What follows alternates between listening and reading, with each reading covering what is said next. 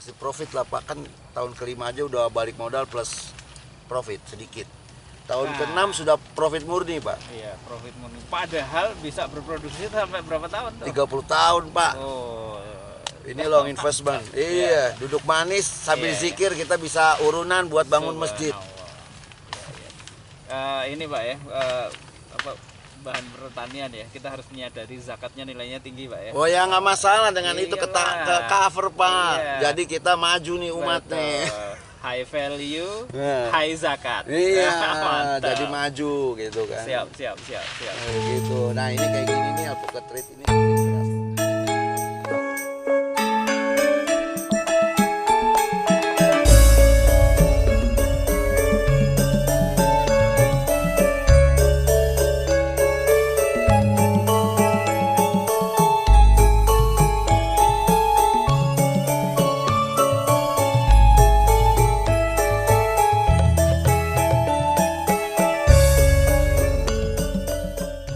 Jadi saya kepikiran gini Pak, yang pertama saya merasa panjenengan berjalan jauh banget meninggalkan saya dalam konteks alpukat ya. Wow, tabungan wacananya udah kira-kira lah, saya anak kecil dalam konteks ini. Yang saya pikirkan Mbak, bahwa kita bisa berkolaborasi untuk membuat industri ini bisa berkembang ya. Maksudnya kan gini, justru bukan semakin banyaknya petani itu jadi saingan kan Mbak ya. Tapi ketika dia ada itu masyarakat jadi gemar alpukat, teredukasi makan alpukat dan segala macam. Jadi kita justru menghidupkan, tidak khawatir menjadikan para petani ini saingan, tapi ketika berkembang bersama kualitas menjadi makin bagus, yang ala-ala backyard kemudian semakin minggir dan semakin tertata dengan pekebun-pekebun yang serius, ini akan semakin baik bagi iklim usaha alpukat ini. Iya. Menurut saya memang dari dulu kita juga punya pemikiran begitu kan, dari data FAO. Siap, ya. Kita ini penghasil alpukat nomor besar, 5 nomor besar di dunia. Bukan di Asia Tenggara tapi dunia. Siap. FAO datanya. Iya. Dan beberapa data lagi dari lembaga yang memang kredibel lah mengeluarkan data itu, dia main di 6%. Di 6. Kita peringkat ke-6. Tapi FAO ngeluarin di peringkat ke-5. Siap. Artinya kita ini punya potensi yang sangat luar biasa di bidang alpukat. Kita kan ngobrolnya alpukat. Cuman karena pengelolaan dan yang lain-lainnya kita masih cenderung jauh dibanding negara-negara lain ya. Tidak industrial lah ya. Ya, jadi kita jauh nih ngejar mereka gitu loh. Kalau nggak dimulai dari sekarang, toh efek domino dari itu semua kan masyarakat pasti kan sendirinya sejahtera lah. Kita bina mereka dengan lahan 1 hektar, setengah hektar atau 1000 meter untuk menjadi partner sama kita. Nanti kita bagian penampungnya dengan standarisasi yang sudah kita miliki, standar operation prosedurnya kita kasih mereka supaya taste-nya nggak berubah. Begini di Meksiko juga dilakukan dengan pekebun-pekebun yang ya cuman 1 hektar, 1000 meter ya. Tapi standar operasional. Jadi nah, bicara tentang itu dulu Pak, pengen belajar. Apa yang menurut jenengan sudah bisa dikatakan sebagai industrial? Karena saya pernah belusukan ini ke beberapa pekebun alpukat gitu. Tapi apakah yang kayak gitu itu disebut industrial apa kagak gitu? Pohonnya kadang ada yang tinggi, ada yang ini, terus ada yang jarak tanamnya 10, ada yang bahkan 20, ada kosong lahan sekian. Ada berbeda dengan kalau kita melihat kayak perkebunan sawit itu seragam serut, ada row-nya, ada segala macam. Mungkin nanti seperti apa sih? Nanti mungkin captive marketnya aja yang akan berbeda Pak. Menurut saya ya. Jadi kalau yang di industrial mungkin perusahaan-perusahaan besar yang akan kontrak sama kita. Toh masyarakat di bawah juga mau icip-icip. Nah itu captive marketnya yang berbeda. Nah nanti bisa disuplai sama yang masyarakat yang kita optimasi dalam hal ini. Nah standar industri yang ada itu sebenarnya ya tadi Pak, bentuknya seragam, packingnya juga bagus, deliverynya tepat waktu, ya dikelola seperti industri lah, selayaknya industri, ya entah industri garment, industri apa dan segala macam, pokoknya dibikin industri. Kan konsep industri itu 3 kalau nggak salah ya, ada 3K ya, kontinuitas, kapasitas dan kualitas, dipenuhin aja ya. Jadi jangan bilang banyak tapi kualitasnya nggak enak. Ya. Nanti captive marketnya akan beda tuh, segmentasi pasarnya juga akan beda. Siap. Nah begitu kualitasnya enak, sedikit barangnya nggak bisa juga keluar kita. Iya. Padahal kan notabene kita tadi cerita kalau kita ini 5 terbesar di dunia penghasil. Kalau sedikit juga kemudian efisiensi penanganannya, transportingnya jadi lebih mahal lah, iya. Jadi cost operate-nya kan kalau partai besar jadi lebih efisien. Begitu dan kebanyakan mereka kan larinya ke ya di company atau ya grower lah kita ngomongnya lah, bukan grower backyard ya, tapi grower udah industri. Industri kan bisa macam-macam ya, salah satu komoditinya alpukat. Nah, selama ini kita alpukat tahu sendiri lah, kita pernah ekspor ke Singapura dengan Wina akhirnya di reject karena kualitasnya atau ya namanya quality control seleksinya dan lain-lain kan. Kalau udah ngomong industri itu ada namanya quality control, QC-nya itu semua udah standarisasi. Jadi grade A, grade B, kulit begini nggak boleh, kulit yang ini boleh, besaran segini boleh, besaran segini tidak boleh, itu udah ada di quality control. Jadi semuanya udah lewat proses. Siap. Itu yang disebut industri. Iya. Gitu. Menurut jenengan ada beberapa orang yang ini mungkin saking pinternya kali ya, orang-orang yang bisnis atau mungkin investor, saking pinternya investor. Belum udah tanya, kapan nih titik jenuhnya industri alpukat nih? Takut kita masuk baru 3 tahun ternyata udah jenuh pada ini. Bisa digambarkan nggak seperti jadi apa begini, kondisi Pak, sekarang? Data terakhir kalau nggak salah pertengahan tahun lalu di dunia ini pengekspor terbesar alpukat itu ada di Chili kalau nggak salah datanya. Chili lagi ngalamin drop dan lagi ada demo besar-besaran dari LSM di Chili karena menanam alpukat sama dengan environmental killer. Jadi ngebunuh lingkungan. Alpukat itu butuh air. Jadi dari gunungnya air sudah ditarik tuh sama industrial alpukat. Implikasinya satu danau yang tadinya penuh sekarang sudah bisa main bola tuh di dasar danau itu. Artinya ini nggak bakalan jenuh. Seperti ini ya, apa nasibnya sawit ya? Iya. Dianggap sin company ya. Ya. Ini nggak bakalan jenuh satu. Yang kedua, alpukat itu demandnya masif. Dari anak bayi baru lahir sampai kakek-kakek nggak pernah dilarang makan alpukat. Malah dianjurkan karena ada omega, terus lemak LDL, HDL-nya juga bersahabat sama darah dan lain-lainnya. Sebagai catatan, salah satu dari cuma sedikit sekali makanan yang boleh dikonsumsi bayi baru lahir pisang sama alpukat. Lainnya catatan. Nggak mungkin durian kan, Pak? Nggak mungkin jambu kristal juga yang saya tanam nih. Makanya saya udah mulai west di jambu kristal. Siap. Oke. Wanita cantik, Pak, kulitnya mau bagus, kulitnya nggak mungkin dianjurin makan durian, Pak. Pasti makannya alpukat. Salah satunya. Kalau Bapak tahu komunitas keto yang menghindari karbon, cuma satu buah yang diizinkan dikonsumsi. Bukan durian, bukan nangka, bukan semangka. Yang diizinkan cuma alpukat. Itu. Glukoma juga harus konsumsi alpukat tiap hari yang mata besar. Jadi demand ini masif. Saya udah riset beberapa tahun lalu karena masifnya demand. Inilah yang membuat saya tertarik untuk ngembangin alpukat. Gitu. Dulu tahun 4-5 tahun yang lalu saya bawa alpukat dari Lembang. Waktu itu saya ngambil sayuran organik dari Lembang. Saya ditawarin alpukat 1/2 ton. 3 hari habis. Istri saya jualnya lewat broadcast. Ya, tapi saya bawa jambu kristal. Nih, komoditi saya sendiri. 100 kilo saya bawa, cuman 10 kilo yang habis dalam waktu 1 minggu. Alpukat 1/2 ton 3 hari. Artinya kan luar biasa. Jujur aja saya bawanya 5.000, Pak. Belinya dari sana 5.000. Saya jual 10.000. Yang beli sama saya jual lagi 25.000 dan dia repeat order ke saya. Jadi kepada calon investor ya, jangan pernah ragu tentang kapasitas market ya. Gitu.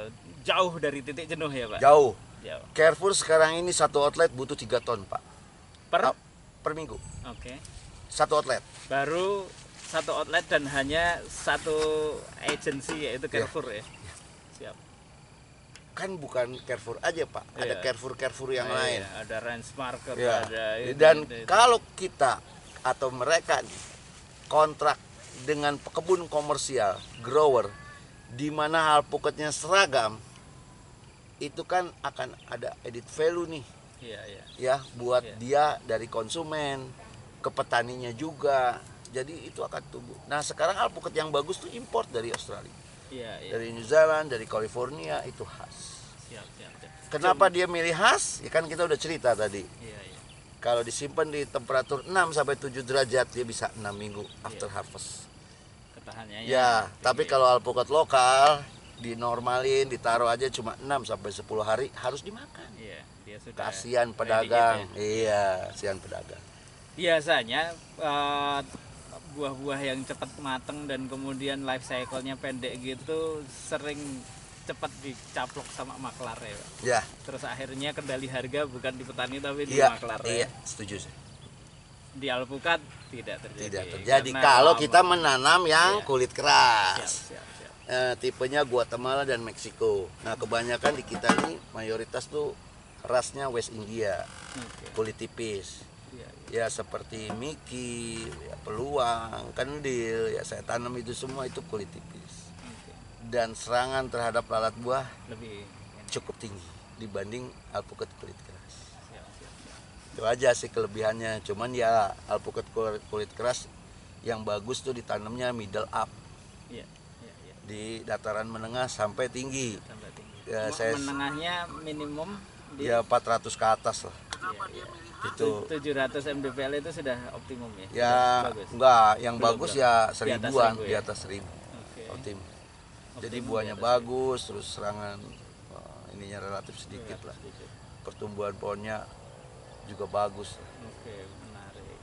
Tapi kalau yang West India kecenderungannya menengah ke bawah. Bisa nggak ditanam di ketinggian? Bisa. Produktivitasnya yang turun ya? Rasanya jadi kurang maknyus Pak, karena kan exposure-nya. Exposure, intensitas matahari. Kalau di tinggi lebih ini ya? Lebih jarang, banyakkan kabut Pak.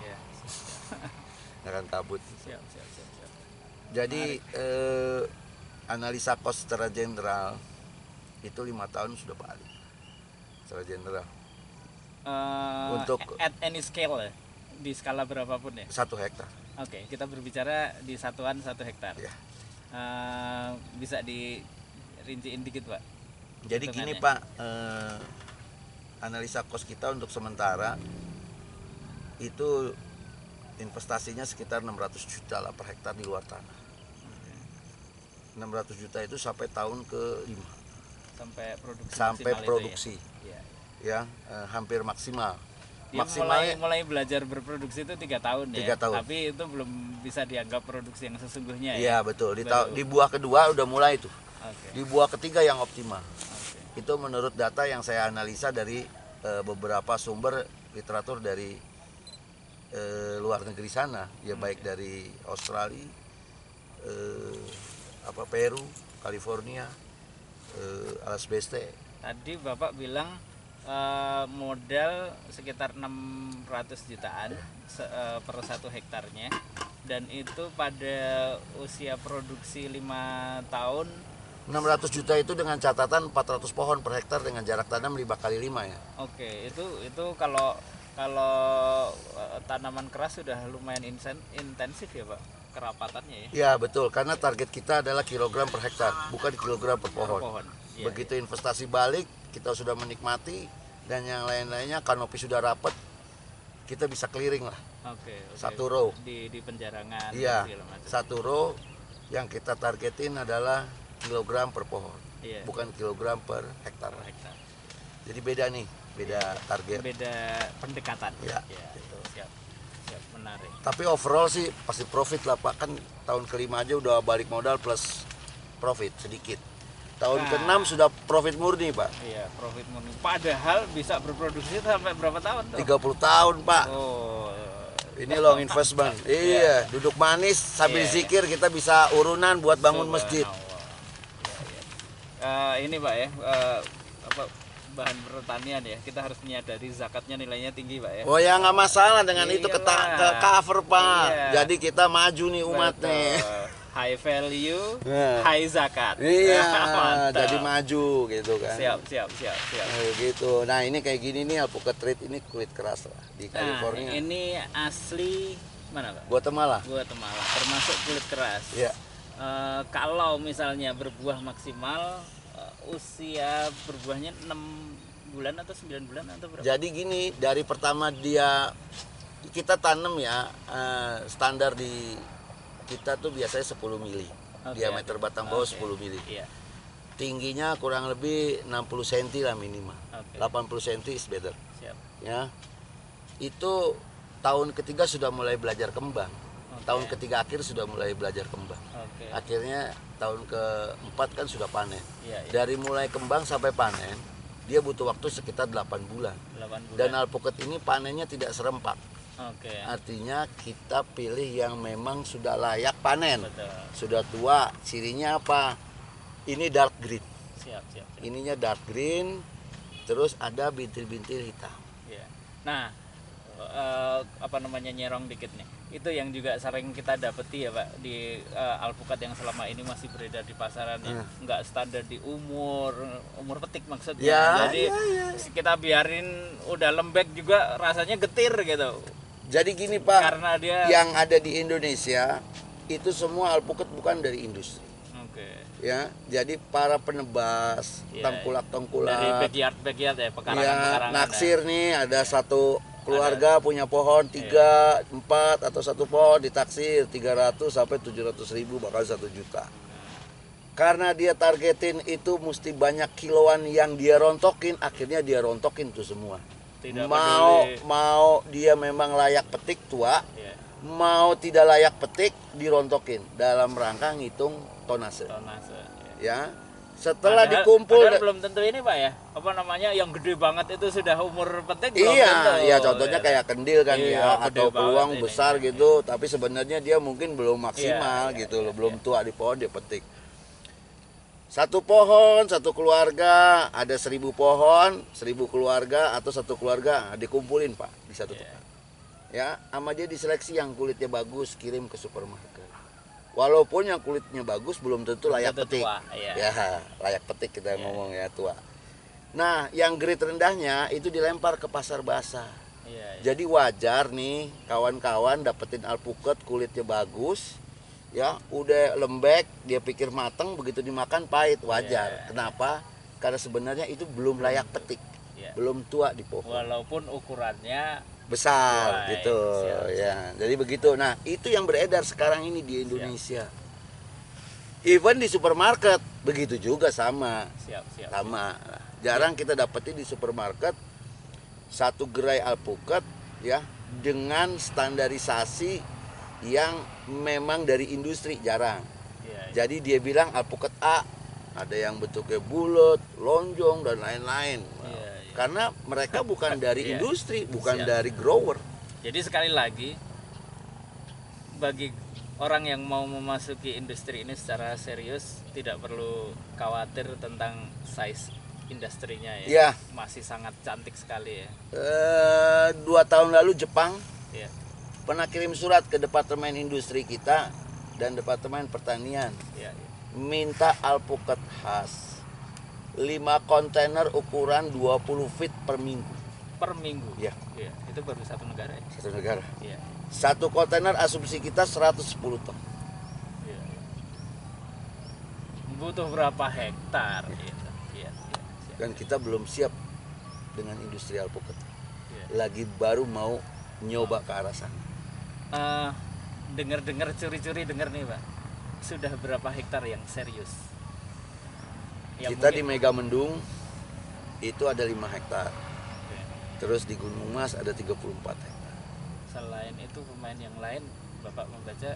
Ada teman kita di Subang itu kurang lebih 100 hektar, tapi dia baru tanam beberapa puluh hektar, belum semuanya dia. Dan itu masih under capacity banget lah ya. Jauh. Untuk menghadirkan kualitas alpukat bukan alpukat backyard yang notabene kita nggak tahu. Soalnya beneran Pak, saya pernah ngobrol gitu sama seorang investor yang memang ininya passionnya bukan di agro gitu. Yang ditanya itu apa namanya, ini kapasitas market nampung ini masih seberapa, nanti jangan-jangan wah, ketakutannya ya wajar sih. Jadi begini ya karena mereka belum dikasih knowledge aja tentang alpukat ya. Jadi alpukat itu industrinya besar sekali.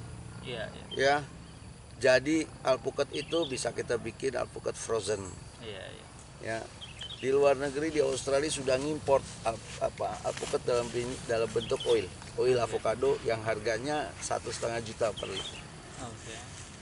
Artinya alpukat 1,5 juta rupiah di Indonesia per liter harganya. Artinya minyak avocado itu adalah salah satu turunan dari bisnis avocado. Jadi jangan takut kebuang tuh alpukatnya. Ya, kalau memang jelek panennya karena nggak keurus, kumpulin aja. Nanti dibikin industri. Kita bikin industri olahannya alpukat. Tapi yang utama masih di fresh fruit ya. Iya, karena lebih gampang ngejualnya Pak dibanding olahan. Kalau olahan kan kita butuh industri lagi. Terus habis itu kita mesti nge-benchmark ya kan, mesti nge-branding dan lain-lainnya, butuh effort lagi lah. Tapi kalau fresh fruit kan petik. Dan alpukat ini cukup inilah Pak menurut saya lah ya. Karena ini bisa sebanding dengan 20 hektar kopi.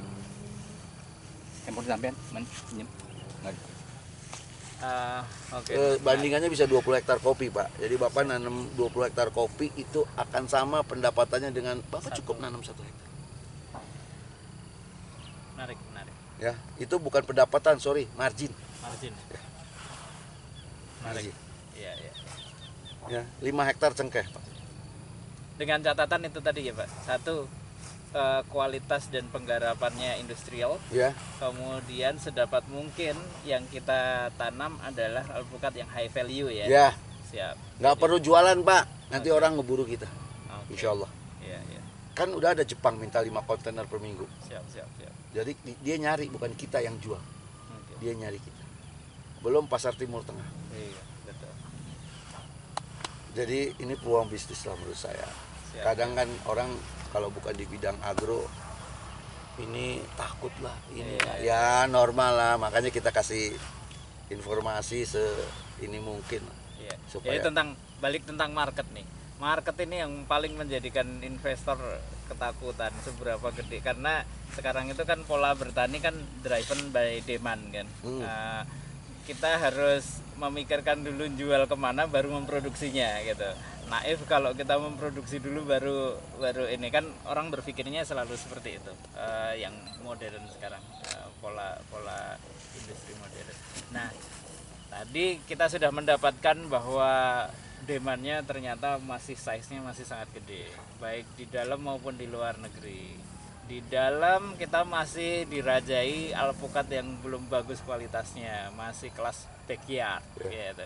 Maka ketika kita menanam event itu, misalnya taruh kata yang kualitas lokalan pun, kalau industrial dan bagus kualitas penggarapannya itu bisa merangsek Pak ya. Bisa. Pasar tapi tetap nggak bisa ekspor ya. Pasar lokal. Gitu. Karena lidah lokal gitu. Lidah orang luar sudah punya taste sendiri gitu. Siap. Nah, ini menarik nih Pak. Bagi teman-teman yang ingin mengembangkan ini alpukat, jangan khawatir gitu, untuk masuk. Ya, saya pikir wajar lah karena kurang informasinya mungkin ya. Tapi kalau di drive informasinya mungkin ceritanya beda. Insya Allah beda. Apalagi kalau ada 1-2 nih grower yang udah berhasil. Biasalah orang Indonesia Pak, ngikut. Nggak mau jadi pelopor, takut kecemplung. Gitu. Itu normal lah, saya bilang itu normal. Siap. Dan diikutin pun kita nggak masalah ya. Menjadikan industri ini tambah sehat. Justru kita pengen ngebangun minimal kita jadi tuan di negara sendiri lah, nggak perlu import alpukat dari luar. Kita bisa tanam, kita kaya nih, Indonesia ini kaya. Katulistiwa eksposurnya luar biasa. Saya pernah makan Pak alpukat yang saya tanam khas dengan alpukat dari Australia dan dari Afrika Selatan. Teman saya bawa khas, enak dari Indo Pak. saya panen di kebun saya jauh tesnya. Karena tanah dan segala macam. Agriclimate saya ngomong. Segala unsur Ya, alamnya agriclimate. ya. Baik tanah maupun exposure Ya. atas, pokoknya environment, Ya. agriclimate. Jauh, Pak. Lebih enak. Apalagi kalau kita sudah bisa menghasilkan industri yang kualitas dan standar internasional, kita akan jadi eksportir. Iya. Insya Allah, kita yakin Indonesia luar biasa. Mantap. Ya, Menarik. sayang kalau nggak dioptimasi lah. Iya.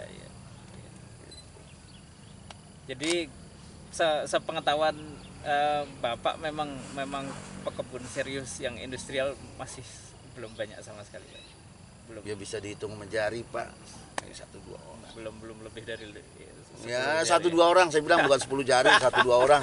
Dan itu pun yang benar-benar industri yang baru saya lihat ya di beberapa grup Facebook tuh 1 orang, 1-2 orang. Yang lain anak masih jauh-jauh lah, masih ini, dan paling 10 hektar, 20 hektar. Itu bukan industri. Iya.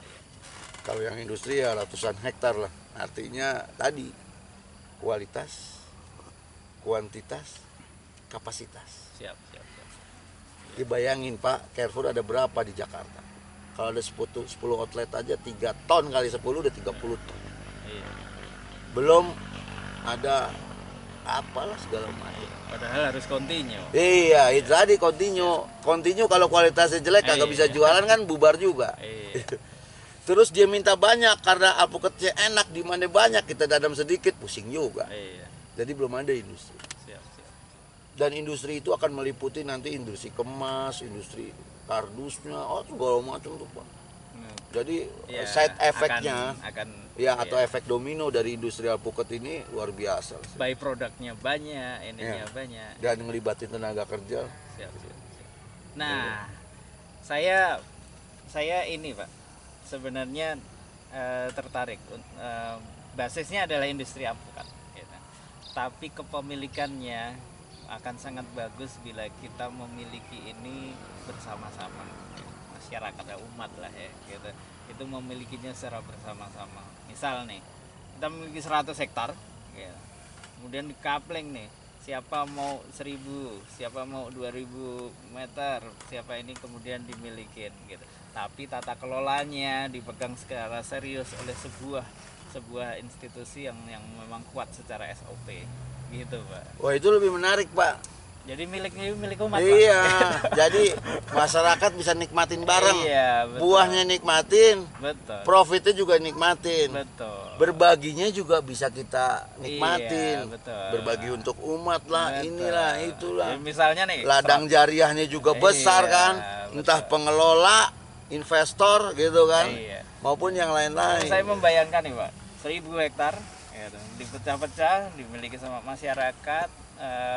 Misalnya 100 orang gitu. Habis itu 100 ini tergabung dalam satu pengajian gitu misalnya. Ya, sebut Terus lah. Dunia akhirat dapat tuh, Pak. Terus mereka pada bisik-bisik bikin masjid ya. Ya. Gitu. Karena untungnya gede banget. Masjid yang sini sudah selesai, pindah sebelah sana ya. Ya, Masjid sebelah sana ya. iya. Pesantren yuk sebelah sana ya. Iya. Pesantren sudah. Nah, Apalagi itu. nanti yang ngurus alpukat Pak, Siap. itu santri. Nah, itu dia. Jadi kita bangun ya. Berdampingan dengan Iya, jadi industri. tenaga ahlinya itu santri. Iya. Jadi buat kita, untuk kita, Iya. untuk umat semuanya tuh. Suatu Waduh. ketika ada orang yang pengen mengkloning lokasi ini, Pak, tolong bangun di Sumatera. Udah si santri berangkat ke sana. Iya. Sekalian membangun pesantren juga di Wah sana. iya, jadi merata Pak pembangunannya. Ya kan, Siap, pembangunan siap. umatnya bisa kemana-mana. Tinggal Betul. copy paste saja orang punya standarisasi yang ada. Betul. Ini yang sering kemudian kita istilahkan sebagai, kalau dulu kan sosiopreneur ya. Entrepreneur yang digarap secara bersama-sama, yaitu sosiopreneur. Ditambahin ini jadi religio sosiopreneur. Wah, it's a good idea. Ini dia. Iya, it's a good idea. Nah, itu Pak. Jadi saya mohon izin, ini akan menjadi sebuah serial Pak. Mungkin kali ini kita berbicara tentang size bisnis, tentang overview industri ini seperti apa. Ke depan kita akan berbicara tentang lebih spesifik tentang ini varietas apa, varietas ini cocok di ketinggian berapa dan segala macam, kemudian teknik pembuatannya. Boleh ya? Oh, silakan Pak. Jadi, dengan senang hati. Yang penting ini manfaat buat umat. Amin. Amin. Manfaat buat orang-orang. Minimal kita kebagian pahalanya kalau dia ngikutin jejak. Betul. Itu yang kita ukur. Betul. Ya, insya Allah kita ngajak orang, 1 entrepreneur, 2 entrepreneur yang sosio, 3 sosiopreneur yang religius. Amin. Barakallah. Insya Allah. Begitu teman-teman pemberdaya masyarakat, obrolan kita dengan Pak Haji Jeki, salah satu di antara pekebun alpukat yang bisa dibilang quote and quote paling serius di Indonesia, mengembangkan secara industri, SOP-nya jelas.